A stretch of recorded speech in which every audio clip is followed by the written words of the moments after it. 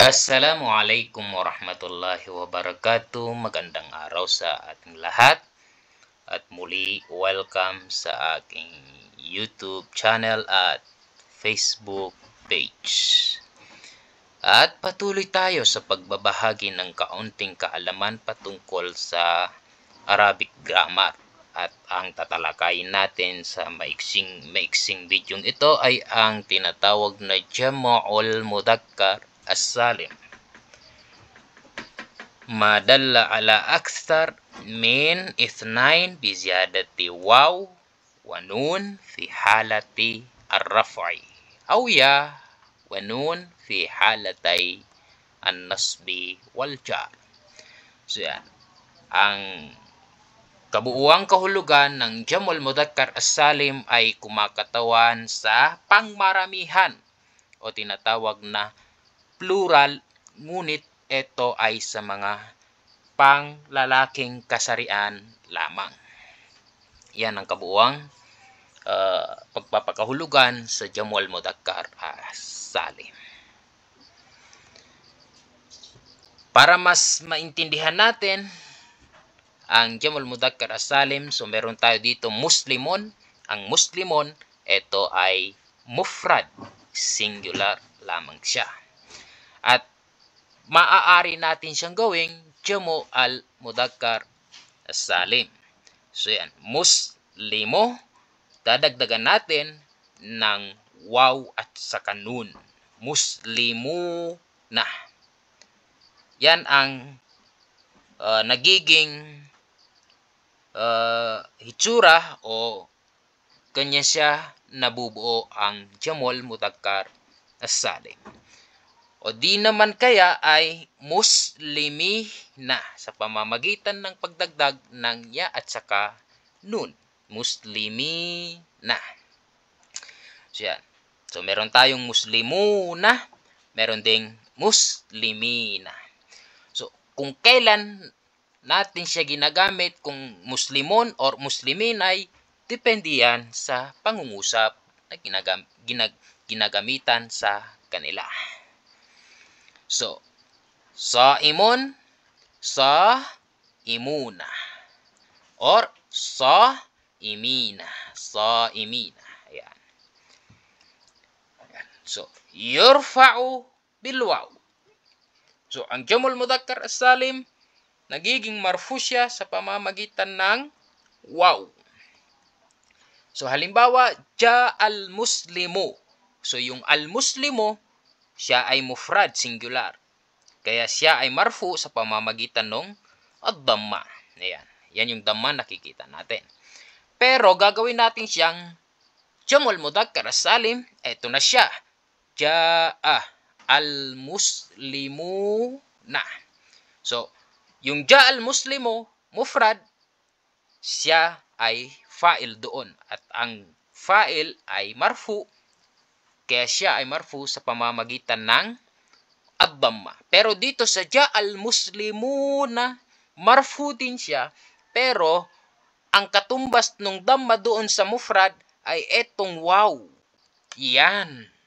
Dahil etong si al-muslimuna, siya ay fa'il, marfu, wa alamatu raf'ihi al-waw.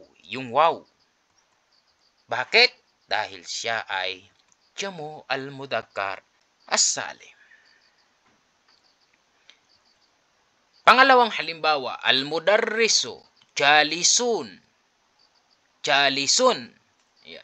So yung al-mudarrisu dito, siya ay singular. At sa pangungusap na yan, siya ay tinatawag na mubtada. Siya ang nagpanimula sa pangungusap, kaya tinatawag siyang mubtadaun. So, ang mubtada ay kabilang din sa mga marfu'at. So, siya ay marfu. Pag ginawa natin siyang Jam'u al-mudarrisuna. Al-mudarrisuna. Jalisuna. Al-mudarrisuna.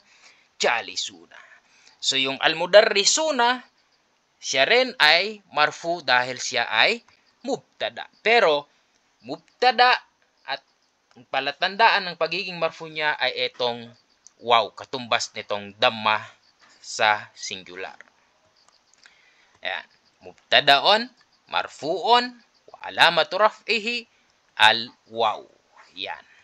Liannahu jam'ul mudzakkar as-salim. Yunsabu bil ya. So, nagiging mansub siya, pero hindi yung fatha ang palatandaan ng pagiging mansub bagkus sa pamamagitan ni al-ya. Yan. So, meron tayong mufrad na pangusap syakartul muallima. So, al-muallima, mufrad, at siya ay mansub sa pamamagitan ng fatha. Ayan. So, ginawa natin, jamu al-muallimina. Dahil siya ay mansub. At ang palatandaan ng pagiging mansub niya ay itong ya, katumbas ng fatha doon kay singular niya, kay mufrad. Ayan. So, al-muallimina, maf'ulun bih, mansub, wa alamatu nasbihi al-ya, liannahu jamu al-mudzakkar as-salim. Yujarru bil ya. Kung siya ay ginagawang mansub sa pamamagitan ng ya, ganun din kay majrur sa pamamagitan ni ya. So, meron ulit tayong mufrad, sallamtu alal mudarrisi. So, yung al-mudarrisi ay ism majrur dahil nasa unahan niya si harfu jar na ala. Ayan. So, ayan. Sallamtu alal mudarrisina. Alal mudarrisina.